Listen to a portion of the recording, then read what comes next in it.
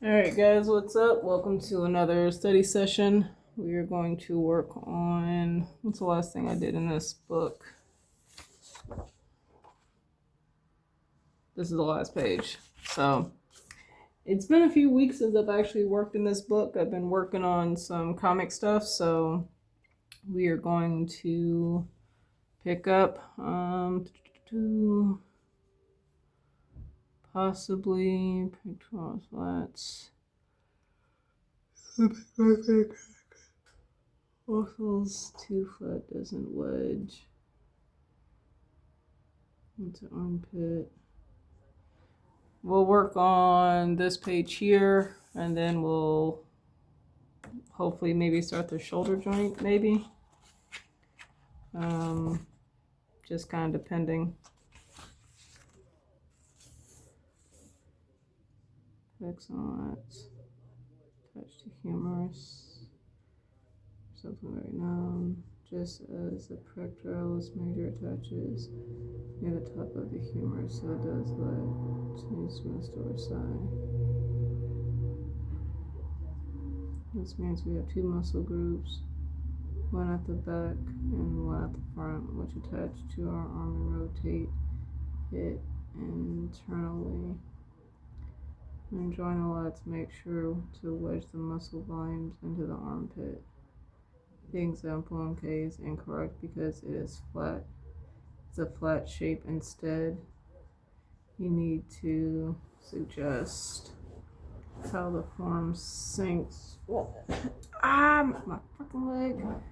How the form sinks into the arm. Into that, it sinks into that area. Alright, so I'm gonna draw this out.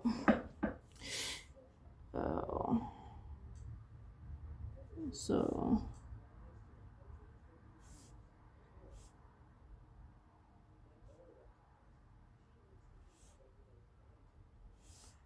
this is the arm here, this is the deltoid area.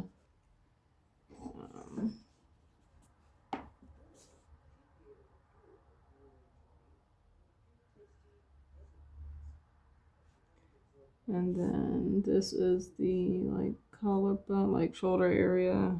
Well, it's still part of the. That might be what is that? Part of this part might be part of the. What the fuck is it? The pectoralis major. And then you've got the traps. And that's part of the traps here. Got the neck. And then the head.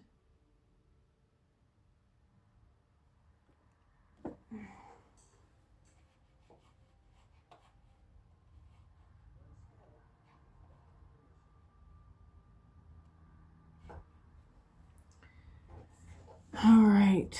And then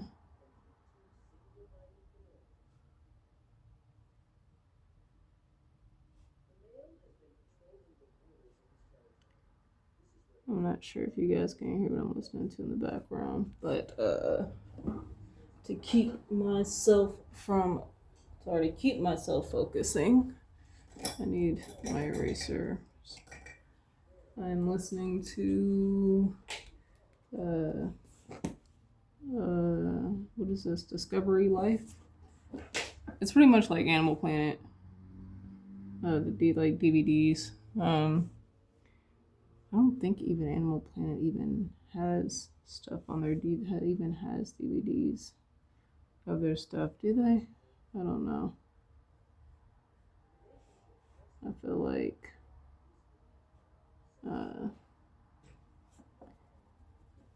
they do, but I feel like the stuff that I've seen at the bookstore that I go to, it's a used bookstore. This isn't gonna work the way I want it to. So I go to a used bookstore. That's where I get my DVDs at, and that's where I get like used books that I want to read, specifically their art book section. But let me draw this down more. They have used DVDs that I will get because I no longer do streaming services because they're just getting expensive. And honestly, it's a waste of time and money for me because most of the time I will spend a good chunk of time scrolling on those streaming services to either find something that I want,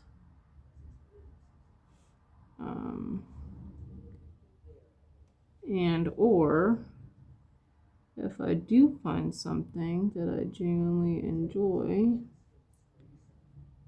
they either ends up getting canceled or it takes forever for the next season to come out. An example would be there was a zombie show series. It was called Kingdom, and I loved that show. It was really good. That had like 2 seasons, and then COVID hit, and of course everything around the world shut down. And I was hoping they would bring it back because it was really good, but they never did, and that sucked. Because I felt like it was it was really unique. And it just didn't happen. There are a few things that I did like on there that I might, if I ever do decide to renew, like this is specifically Netflix, but if I ever decide to renew, I would probably just renew it for a month, binge watch a particular show, and then cancel it right afterwards. But I think it was called, Hellbound was another one. Show was really good. They have a season 2 out right now, I think, but I haven't watched, but I want to. And there's another one, I think it's called Sweet Home or something like that, but it's pretty much these people who end up turning. It starts with these people in an apartment. And I think it's Korean or Japanese. I'm not sure which one, but and there's another one called something Monster. I forgot, but it was like an experiment that escaped, and that was a really good storyline too. And I think there's a season 2 out already. But a lot of the shows that I do like on Netflix right now are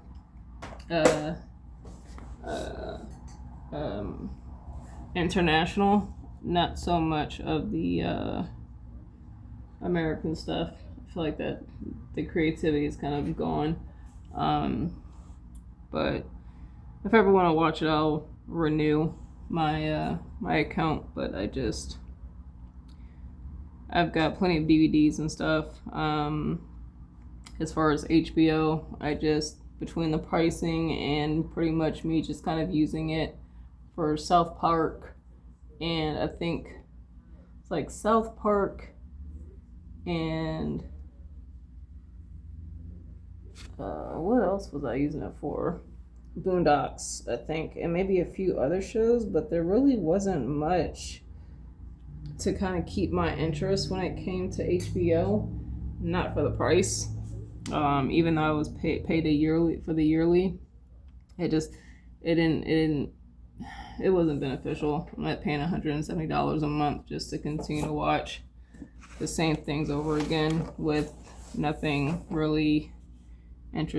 new interesting coming out that I probably can't find on DVD for like $7.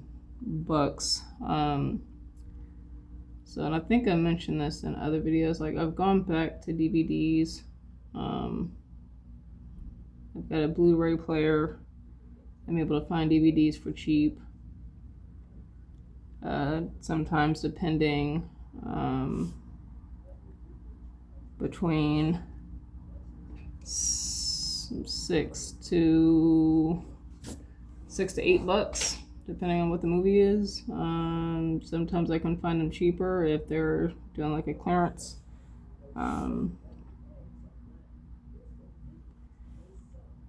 I found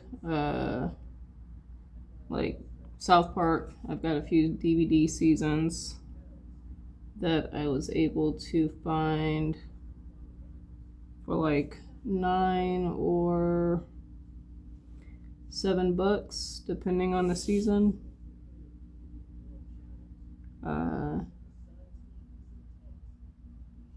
Like right now, if I counted what I have over,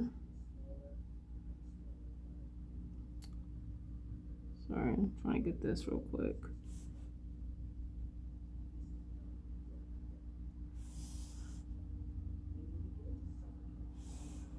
Like I have over 120 DVDs.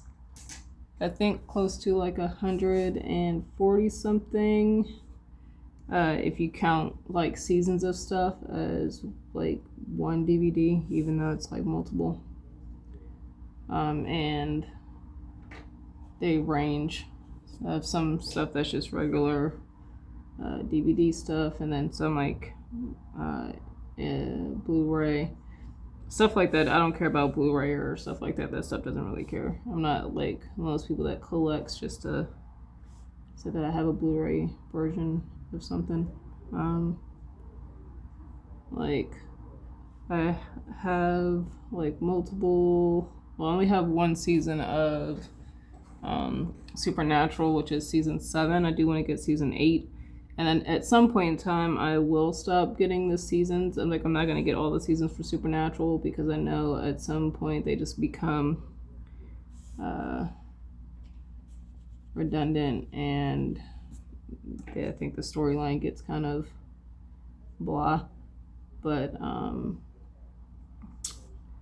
there are a few more that I want to get for Supernatural, and then I'll probably be done with that. I have the original CSI, like not like CSI New York, but like the one with like Grissom the bug guy. I love him. Like his character was amazing. And I've got a few animes that I genuinely like Howard's Moving Castle, My Neighbor Totoro. What else do I have? So I'm trying to do this, and I've got like movies that I genuinely like even like I'm a big fan of like old school SpongeBob. Like I grew up on, well, I didn't grow up on SpongeBob, but like I love watching SpongeBob when it definitely came out. Something that I still watch to this day because I'm a big child. But like Scooby-Doo, I found like one of the collections, like the Scooby-Doo Where Are You series, that had like all of the episodes on that. Then I've also got, what else do I have? I'm trying to think. I got both How to Train Your Dragon movies. What else do I have? I've got one of my all-time, actually I found it on Blu-ray and I was actually super happy. Like even though I wasn't expecting to spend money on movies that day, like I got it because I wasn't quite sure when I was going to see it again. But it's a movie called The Shape of Water, and it's got one of the main actress in it. I loved her in this, it was a BBC series called Fingersmith, and I loved her in that fucking series. Like that is my shit. And I actually found it at the bookstore, actually the used bookstore, and I got that from there as well because I wasn't quite sure if I was going to see that again. But yeah, so I literally have, I think I had, I don't really use it too much, but I had like Chat GPT calculate how many hours of content I have when it comes to my DVD collection and like series. And I think I have over, I think I have over 500 hours of videos. Because I've got like, I've got seasons 1 through 5 of Game of Thrones. And it was funny, I found those for like $8 each. They're like $7.99. I got Breaking Bad seasons 1 through 3.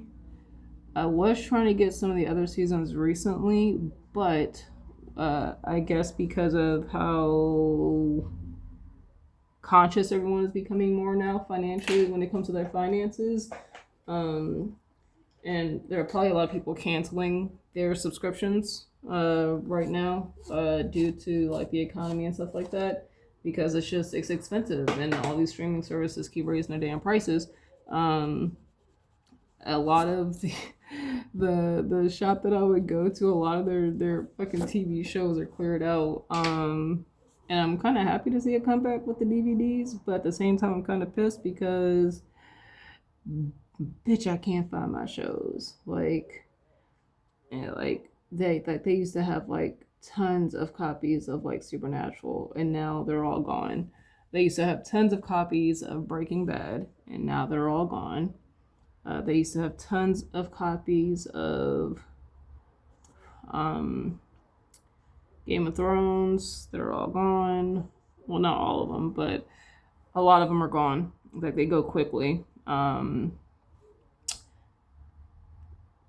of the stuff that I would be interested in watching like are gone. Like the Spartacus series, even though I think Spartacus is on Tubi, but that's gone.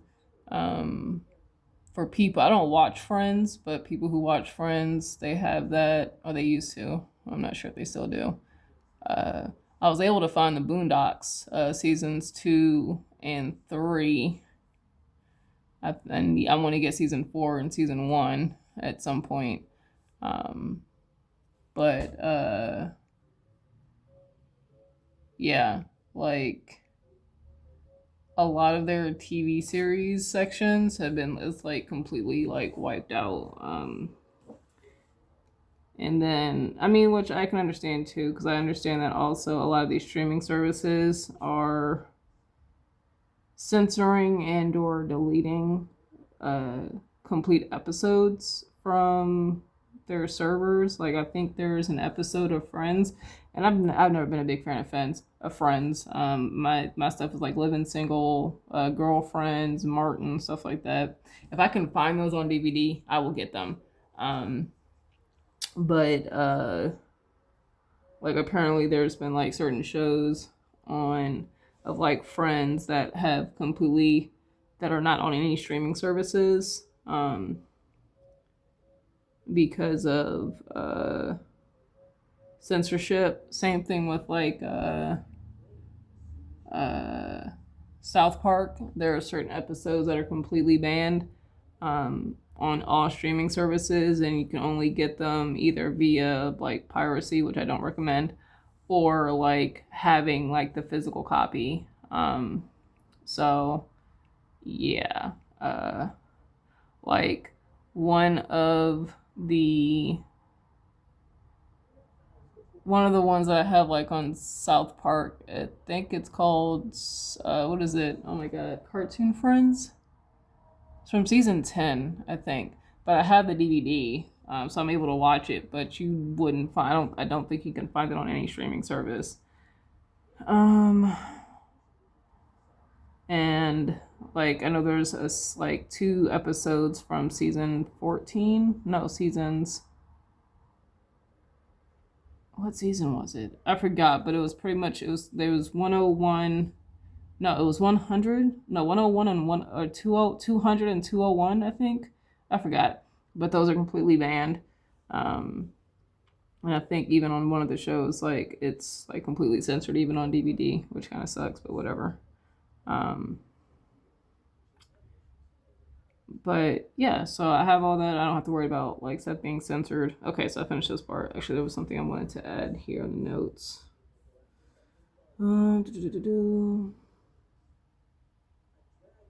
Let's see. When drawing the lats, make sure to wedge the lats, wedge. Let's wedge into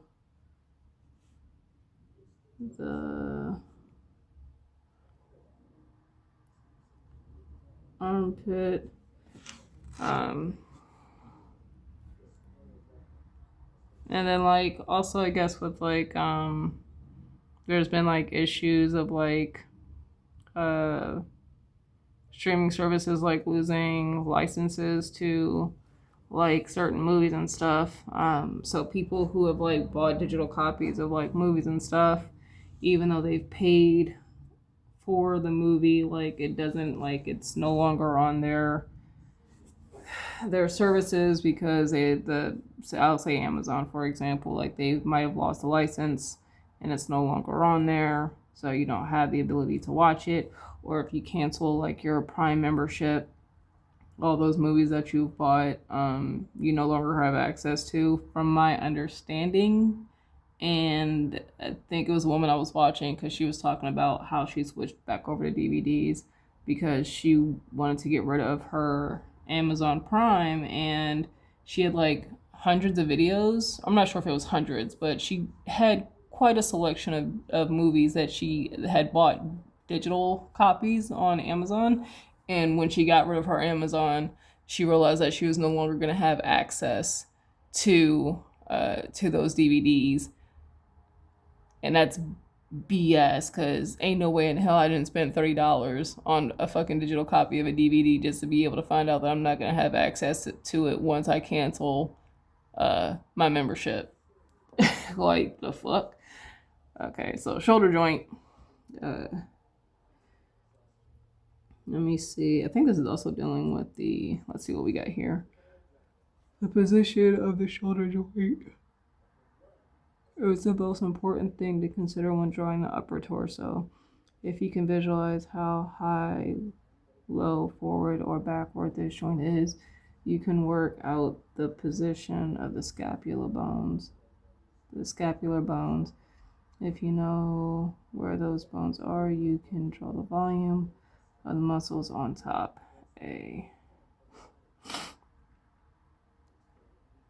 When the arm is raised, the shoulder joint is higher. Logically, causing the scapula to rotate around the rib cage. Causing the scapula to rotate around the rib cage. Okay. This causes the lats and scapular muscles to form a bulge visible from the side and front. All right, that makes sense. Scapula rotates when shoulder joints raise. Raise. Oh, I had to raise. All right, so I'm trying to think, but like, what else was I about to say? But yeah, so like editing, like, I just go back to DVDs, and I've got Tubi in case I want to watch something that's maybe something I don't have on DVD, because there's always that.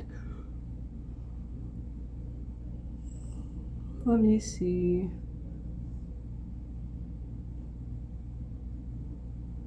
So, scapula. I do want to draw this, so I can't do, I don't want to say I can't, but I have to, when I draw, I have to do the basic shapes. I know there are some people who are learning to draw kind of like how Tom Fox draws with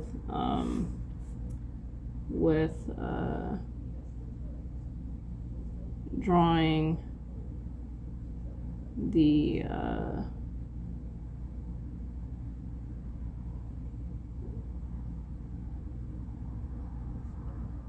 kind of like Kim Jong. I every time I pronounce his name, I feel like I'm butchering it, and if I am, I apologize. There's no disrespect towards that man, but like being able to visualize the stuff in his head and draw it that way, that is not me. So I genuinely have to break things down in simple form, and then I can go back and do it that way. But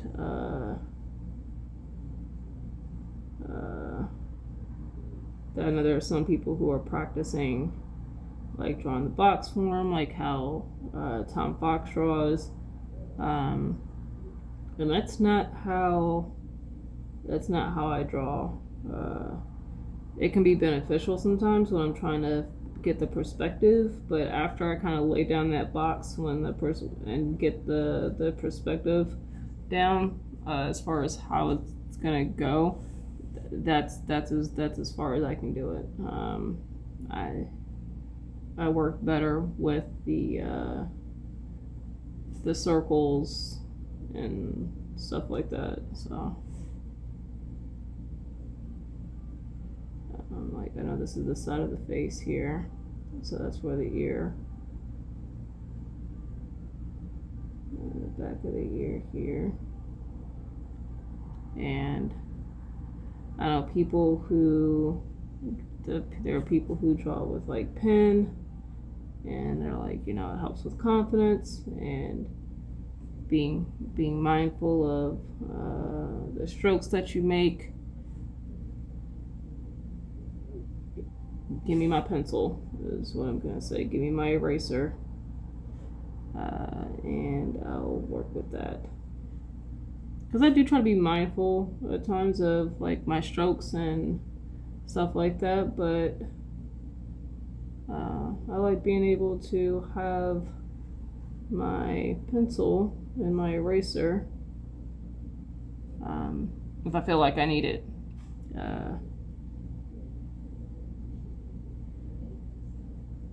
I know everyone has their own drawing style and their own reasons for doing certain things, and I'm cool with that, but I like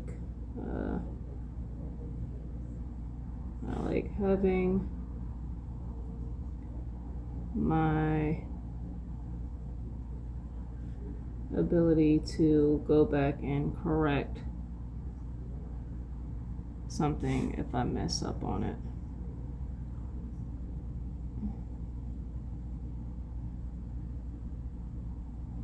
Especially while I am learning, and even when I'm not, and say I'm working on an illustration, I like being able to correct something if I make a mistake.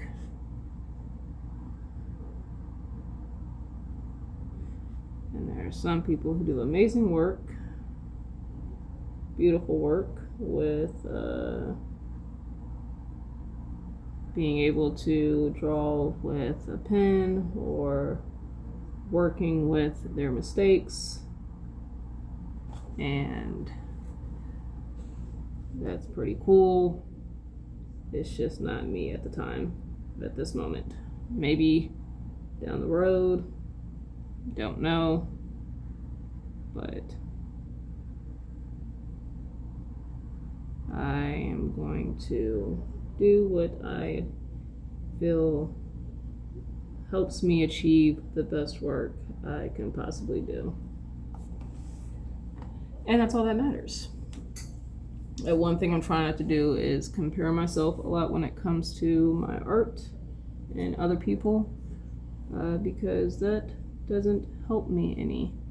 Like, I can definitely look at other artists for inspiration and stuff like that, but trying to compare myself and draw like a particular artist is not going to help me achieve what I'm trying to achieve, because I'm not trying to draw like Kim Jung-gi or draw like David Finch, even though they have some beautiful work. I'm not hating on their work at all. I'm just saying they have amazing art, and there's a lot of people that follow them. And I know with David Finch being a comic book artist, Kim Jung-gi being like a master at like, you know, visualization and drawing from memory. They both do. They're both amazing at what they do. But I still want to be able to have my own voice, and when I do something, I don't want people to say, like, oh, you're trying to draw like David Finch, or you're trying to draw like Kim Jung-gi, because I am not. Even though they have some amazing work. I do have a few lessons from David Finch. And with that stuff, I try to take the information that he is providing and not necessarily how he specifically draws. So I try to take that information and apply it to how I draw already, while still improving my skills.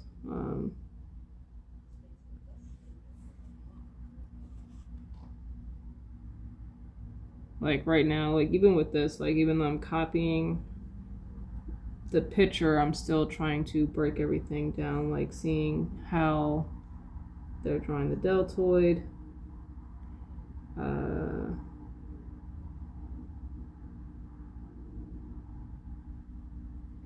And I know it's not going to be a 1-for-1, and that's okay. Doesn't need to be. It never would be, because I am not this person. I don't need to draw the whole arm either. I'm assuming this is I'm trying to understand why he's drawing this. I think that's a difference to differentiate the bones, not the bones, but the muscles. That's like the muscle groups that's within the arm. I can only guess because I don't know.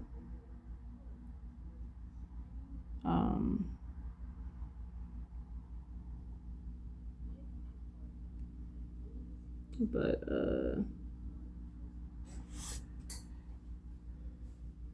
yeah, it's specifically dealing with the rotation of the scapula within this particular picture.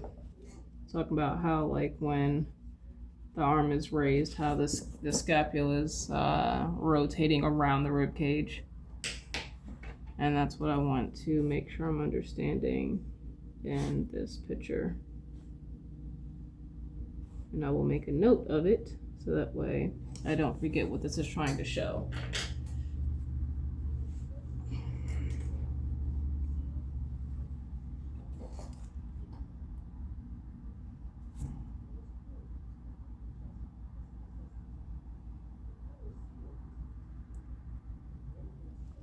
So let me see here.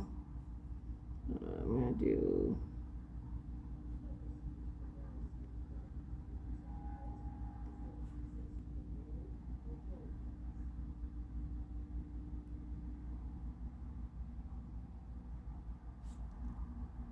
like, I don't need to make a note of the shoulder joint is higher, because I feel like that's pretty straightforward for me. I just need to know that the scapula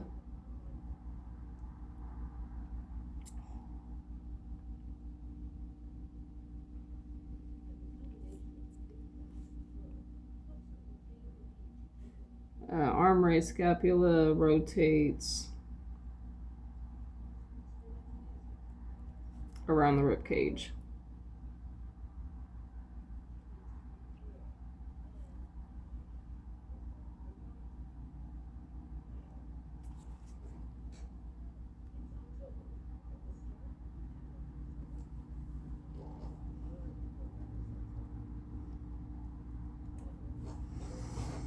So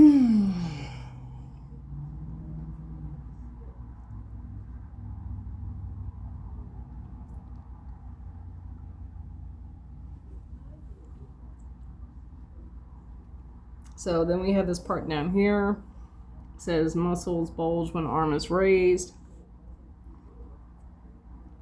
So there's two spots, actually 3 images that I want to capture. This one, and this one.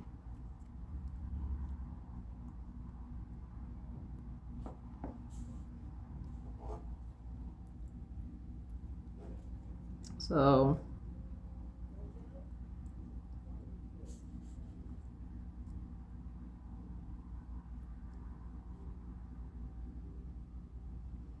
yet I'm trying to do it on my terms here as far as how I would draw this.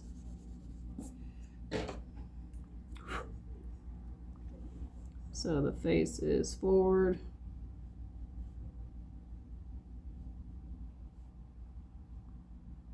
And with these videos, hopefully you guys are, doing what you need to, working on what you need to improve on, or if you're following along, get your own work done. So this is gonna do. So what we're gonna do here is he's got a, and then I'm going to do the rib cage here.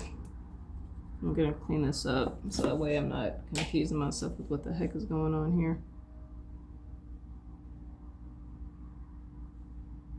And then the rib cage doesn't have to be perfect. I just need to know what's going on here. I feel like this is too, I'm trying to be more mindful of the rib cage, because I think one thing that I have, I think, a habit of doing is drawing the rib cage. Bruh, that dog. And it's so funny because I feel like that bike is going nowhere. All that revving, and that bike is not going anywhere. But I feel like I draw the rib cage too small a lot of the time, and that's something I need to work on.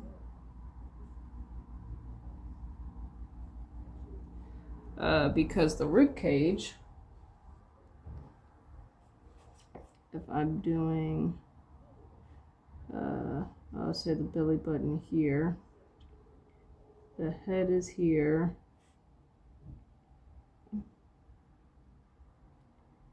and then just kind of do it here, and then boom, boom. This would be, that's not the head area. Let me do this.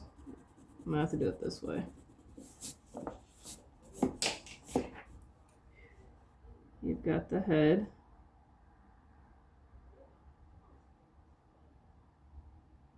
And you've got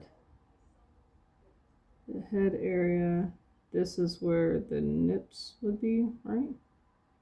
So this would be 1, 2, you have here. No, that is, I feel like this is not, damn it. So I don't draw. I'm gonna have to get this out because at this point I feel like my brain is not functioning. And I'm gonna look at this stick figure and I'll be like, damn it, I knew it. Okay, here we go. So if we're looking at this, we're gonna do the 8 heads high. So we're gonna do 1. I'm just gonna kind of space it out where I think you've got the head. That's 1. And then boom, boom. I'll say 2 here.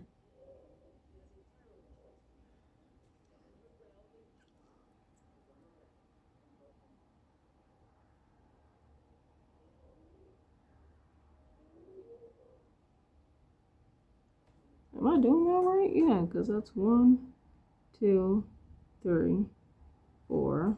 So yeah, old school measurement here. There we go. I was like, that is not the correct measurement. There we go. Boom. Boom. Here. Yeah, it's a little bit up. There we go. All right, so sometimes you gotta do it this way to remind yourself, and that is okay. So this is the belly button area, because the next line would be the crotch area if we're doing foreheads, right? So if I was doing here, and then here, might actually, boom. So this would be like the crotch area here. And then this would be like the nips. Will be the this would be the nips where the nips would fall, and then we have 1. If I divide this into 3, is it 3 or half? I feel like it's here half. Maybe I'm tripping. We're gonna find out. No, maybe the thirds. Maybe thirds. So boom, boom, and then you would have like the clavicle area here, and then you'd have like this circle area here, where that's where you would have the rib cage. And then the rib cage, though, it comes down to was it 2/3 of the belly? Almost 2/3, right? So it's like 1 and then 2. You divide this into 3. So it comes down to that 3rd mark, but the what the heck is that called? The sternum is on the 1st third, and the rib cage comes down 1 more third.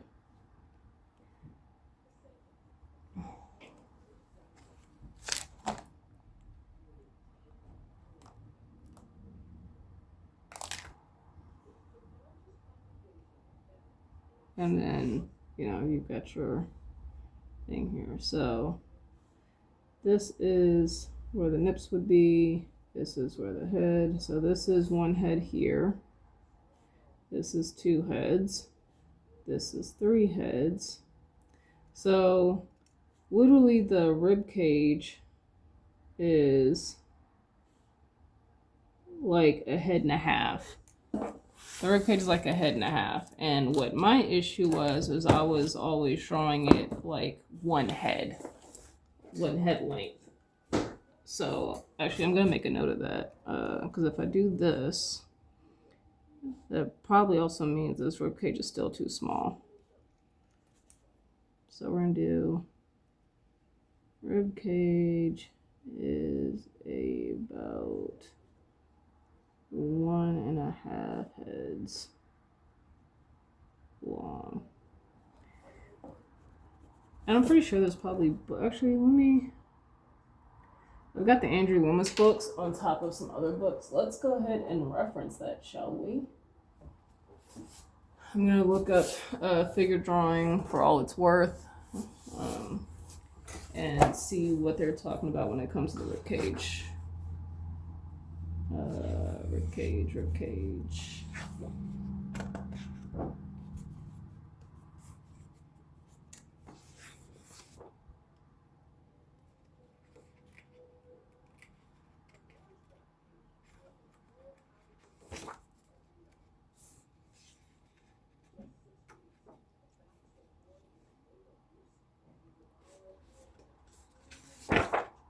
I want them to pull up the skeleton. Yeah, but it has it here, right? You've got the head is the 1st head, the nipples falls on the 2nd headline, the navel is the 3rd, the crotch is the 4th, and then so on.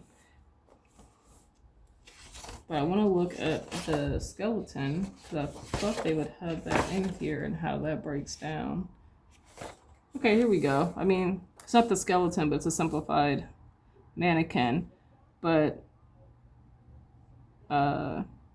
so 1st head here, this is the second head. So first head, second head, and then like right here is the chest. So if we go here, take that, actually, let me get a piece of paper and do it this way. So this would be like where the top of the rib cage would be, and then this would be like the bottom of the rib cage. And then if I line that up with the head, it's about a head and a third. So you've got a head, and then actually it's technically like a head and a half. Yeah, it's like a head and a half, because this is the head, the first head mark, and then this is where the second head would be, and right in the middle is where like you would have kind of like the beginning of the chest or the rib cage, and then the rib cage comes down here. So it's like a head and a half.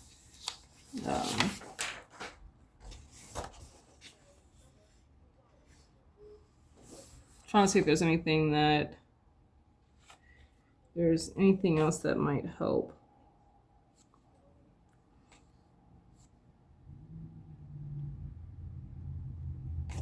With kind of clarifying the width or the chest area, the rib cage.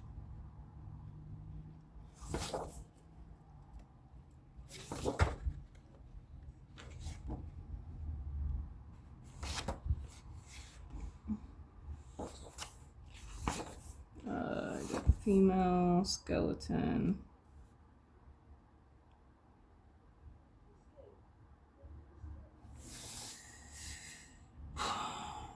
I mean, yeah, because that's like a third here, and the rib cage comes down like another third. So yeah, about a head and a half. I don't think they really talk about the size of the rib cage. I mean, they probably do in this book, but let me check another book here. I'm gonna check something else. I'm gonna check Figure Drawing for All It's Worth by Michael Hampton. Or not Figure Drawing for All It's Worth, Figure Drawing Design and Invention by Michael Hampton. And see if he talks about the rib cage and the size of the rib cage. Talks about the sternum.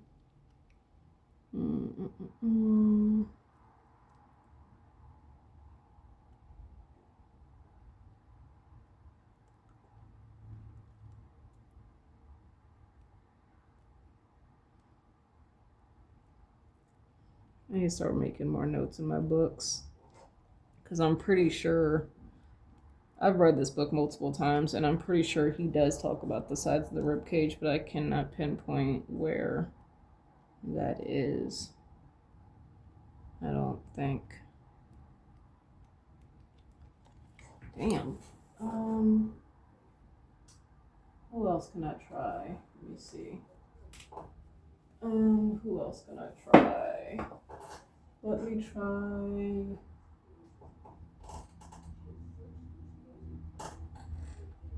Do I not have my...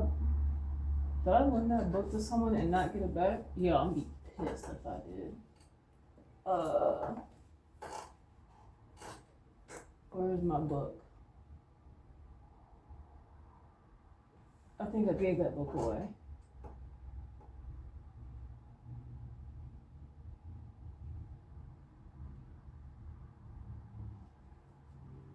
I think I gave that book away. Shit. There was a book by Jack Ham I had, and they're literally drawing the figure, and I do not see it on my bookshelf, which means I think I gave it to someone. I think I know who I gave it to.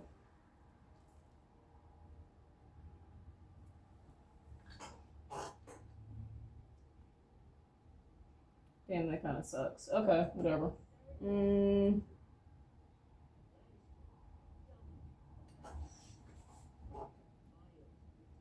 Damn, that sucks. Okay, no problem. I have the Morpho books, but I don't think that's gonna have what I want.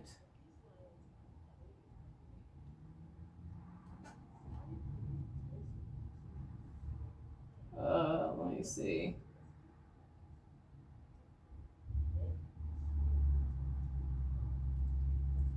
Let me try the taco books. Let's see if there's anything in these that might talk about the size of the rib cage. I don't think it does, though.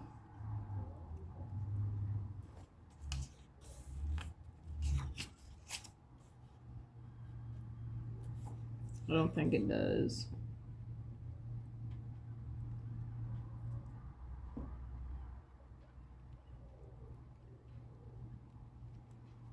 First book, probably not so much. I'm not gonna even bother with the second book. We're just gonna let it go on this one.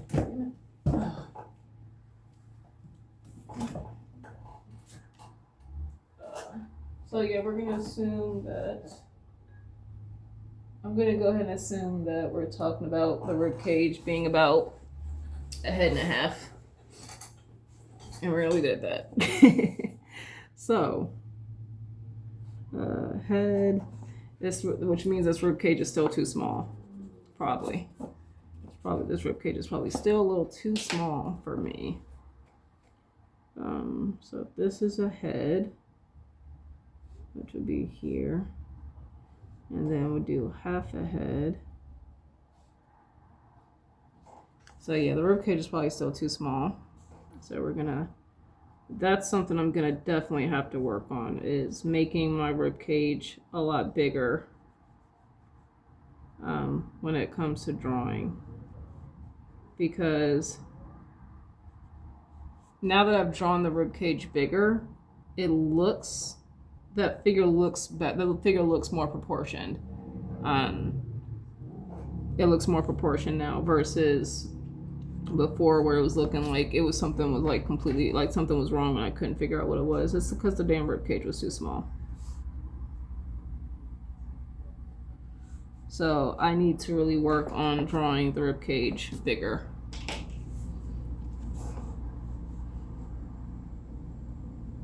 And even though that was not the intent of the study, I've learned something where I'm having issues with, and that is the rib cage. Drawing the rib cage too small for the figure.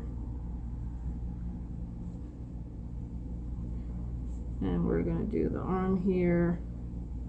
And because this arm is not really important, we're looking at this part here.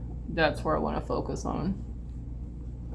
I'll probably end up dividing this drawing session into 2 videos, because we're already pushing an hour.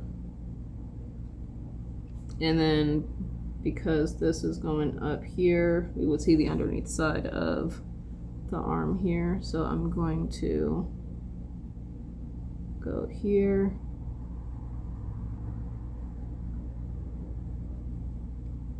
And then do it that way. I don't need to know the other side of the arm because that's not really important. It's just this part. So I'm going to draw this particular figure, and then I'll probably pause it or stop this video and then come back to doing a part 2 of this study session. I'm trying to keep my study sessions in an hour, within an hour.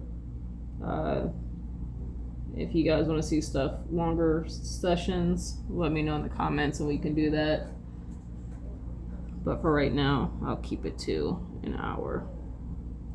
It's funny, I feel like YouTube is pushing my longer videos out versus my shorter videos, even though I don't have too many short videos. But I feel like I get more views on my longer videos. Like, the algorithm has changed to where, like, YouTube is now rewarding people for having longer content, where before, like, I felt like you used to get penalized for having longer content because, like, the attention span of people was, like, I mean, I'm gonna call it like it is, was garbage. But I feel like now YouTube is pushing those longer form content videos out versus the shorter stuff. I wonder if that has to do with the fact that, like outside of shorts, 'cause I know that they definitely push shorts out a lot more, and I think that's because they're trying to compete with like TikTok, with the short form content. But I wonder if that's also why they're trying to promote the the content, because you have the shorts, so I mean that's your short form content. I wonder if they're trying to promote people for pushing out, or to reward people for pushing out longer content, because I know for a lot of people now, they'll have stuff playing in the background while they work on stuff. So they don't have to worry about scrolling as much, and they'll be on the app or the platform a lot longer, which is how YouTube makes its money, because you'll have people watching long form content, not even really necessarily watching it, but listening to it anyway in the background while they do stuff. So I wonder if that's something that they're doing to kind of promote people doing longer content.